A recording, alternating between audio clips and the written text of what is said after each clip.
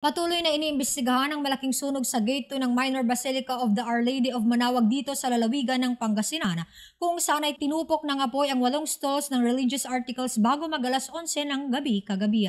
Mabilis sumanang kumalat ang apoy dahil gawa lamang sa light materials ang mga nasabing pwesto. Agad namang itong nirespondihan ng Bureau of Fire Protection Manaoag kasama ang San Jacinto, Lawak at Mapandana. Idineklarang fire out ang apoy bandang alas 11:45 ng gabi ayon kay Noel Valdez, tagabantay ng isa sa mga tindahan doon na may nakapagsabi lang sa kanila tungkol sa sunog kaya sila ay nagpunta kaagad ngunit pagdating nila ay sunog na ang kanilang pwesto. Pagpapasalamat lang ng may-ari ng tindahan na walang nasaktan sa naturang insidente. Kasalukuyan pang inaalam ang sanhi ng sunog at ang kabuang danyos ng nasabing sunog. Natutulog na kami sa bahay. Nandyan po lahat yung kabuhayan namin, sir. Kaya hirap po. O kalakasan po. Dito po natutulog yung sila mama. Buti na lang po hindi sila natulog kagabi. Yan lang po.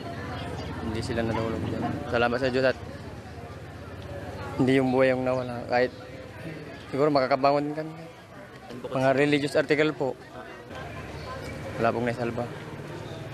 Kasi pagdating namin wala na po. Tunog na po. Hindi po rin namin alam kasi may nag-ano lang sa amin, may nagsasawa ko, may nagsabi na may nasusunog nga sa literal, sabi, pumunta ka agad dito, yun, nabungad na amin na wala na po.